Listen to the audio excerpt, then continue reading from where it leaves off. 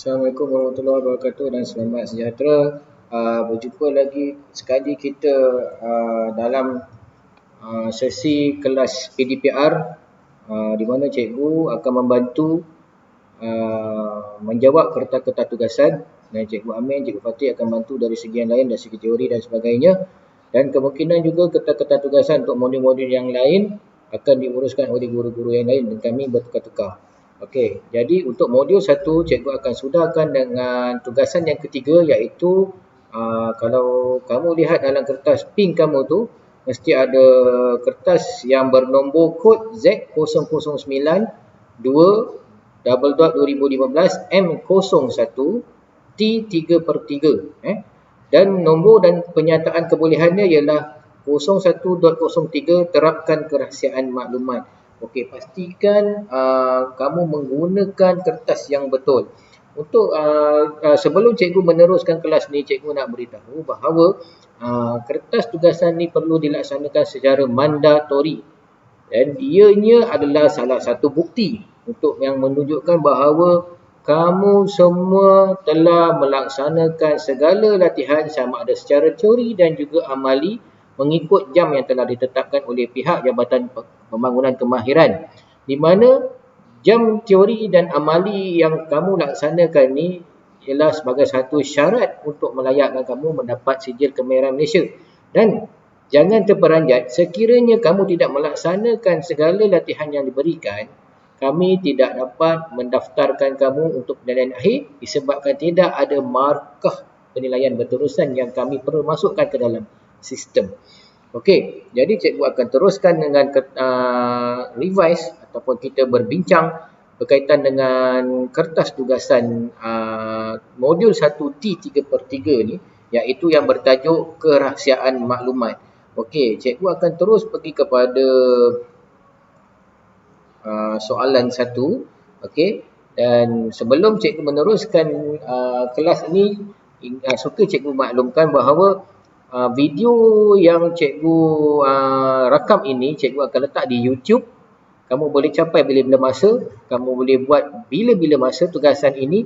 Janji selepas daripada masuk sekolah bersemuka nanti, kamu mesti dah siapkan segala latihan yang cikgu berikan.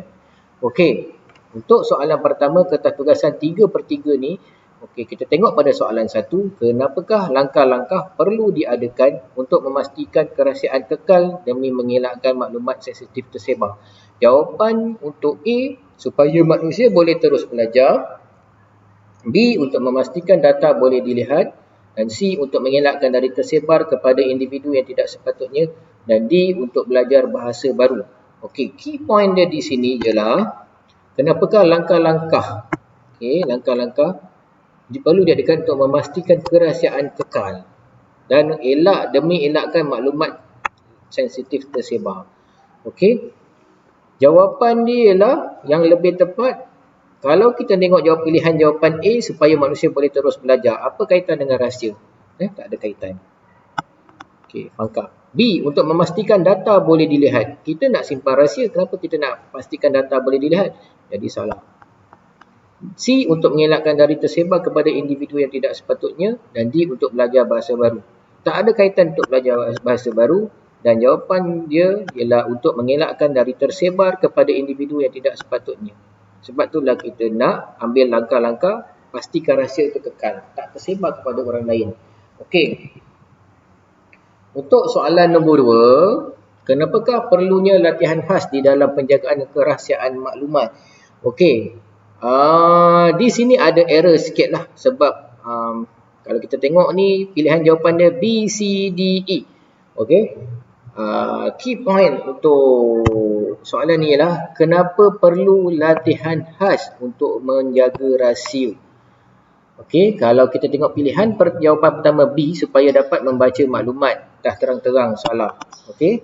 Kemudian untuk mencari perkataan yang betul pun nampaknya tak tepat. Untuk memahami prosedur kerja pun nampak tak tepat. Jawapan yang paling tepat ialah E, untuk memahamkan pekerja yang diberi akses dengan risiko yang hadir.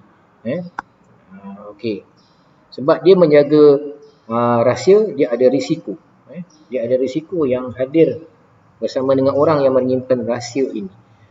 Okey. Dan sebelum cikgu meneruskan untuk kelas PDPR ni, korang boleh stop video di YouTube untuk berehat dan sebagainya, kemudian boleh sambung semula. Jadi tak perlu nak stres sangat duduk.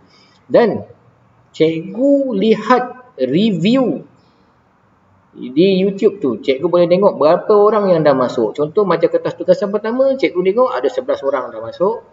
Kertas soalan kedua, tugasan kedua, ada 8 orang dah masuk setakat ini. Jadi cikgu harap yang baki daripada yang belum masuk tu, masuk segera dan buat kertas tugasan ni sebelum kita terpaksa buat kelas petang untuk menyiapkan kertas tugasan core ability score sahaja. Okey, kita ke soalan ketiga. Apakah cara terbaik untuk mengenal pasti maklumat yang bercirikan sulit dan rahsia?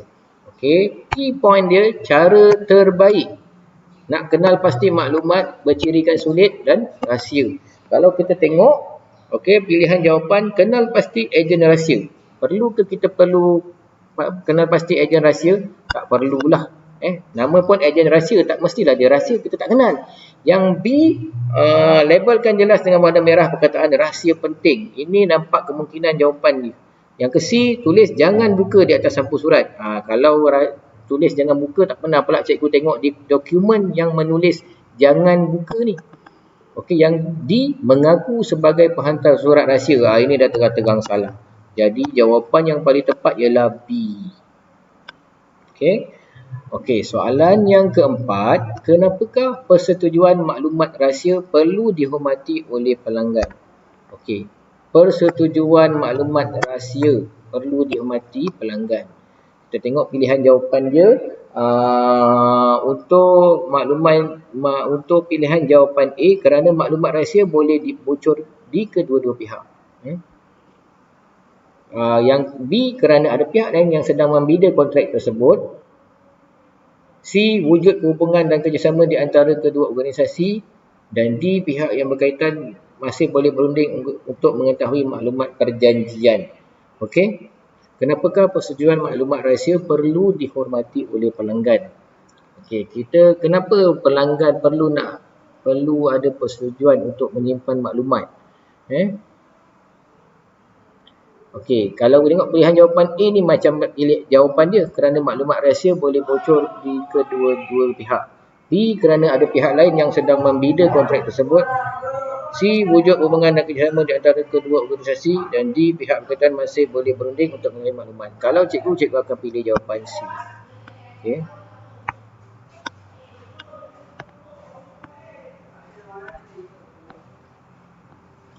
Okey, kita pergi ke soalan yang seterusnya. Soalan nombor 5. Okey, apakah langkah terbaik mengelakkan pekerja membocorkan rahsia? Key point dia di sini ialah langkah. Okey, elak pekerja bocorkan rahsia. Okey, pilihan jawapan yang pertama A, jangan berikan maklumat yang betul. Kalau macam tu dia dapat maklumat yang salah, habislah.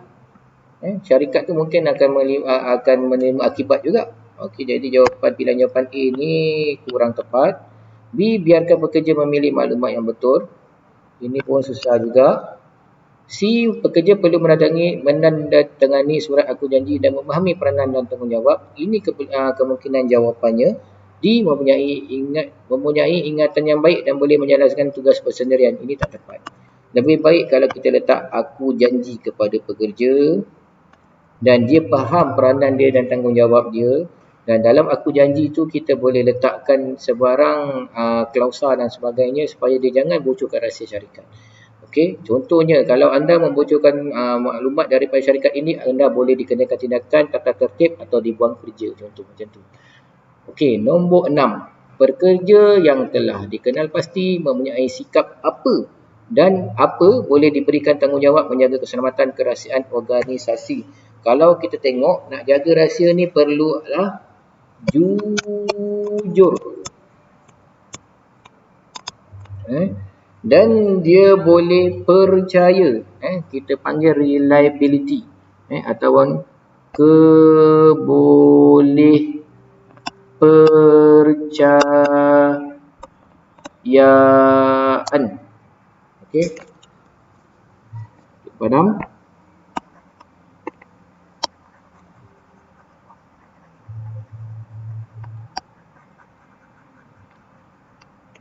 Cikgu tulis lagi sekali. Boleh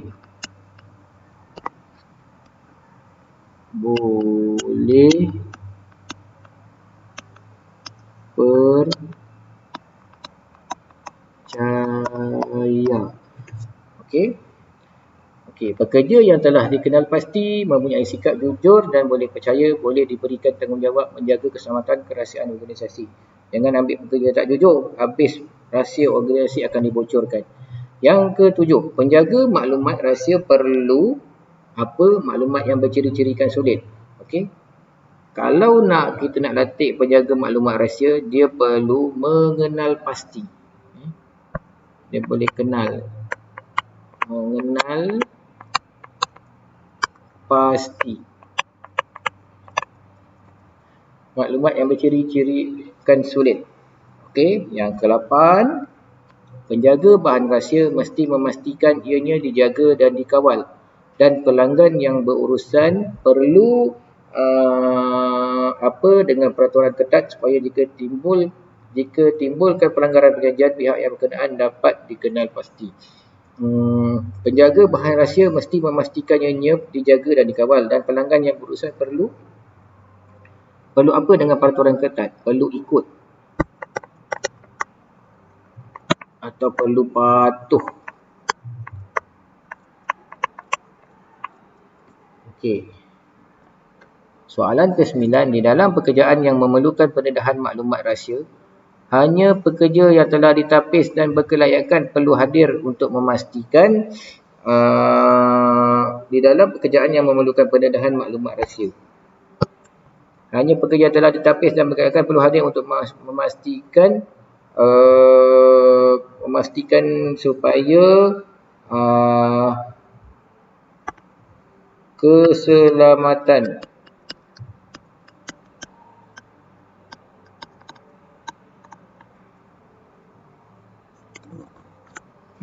di dalam pekerjaan yang memerlukan pendedahan maklumat rahsia, hanya pekerja telah ditapis dan perlu hadir untuk memastikan keselamatan rahsia. Okey, keselamatan rahsia. Keselamatan. Okey, soalan ke-10, untuk mengelakkan kehilangan data, pekerja yang mesti sedar kepentingan salinan yang disimpan di dalam tempat yang mengikut peraturan seperti peti kalis api. Untuk mengelakkan kehilangan data, pekerja yang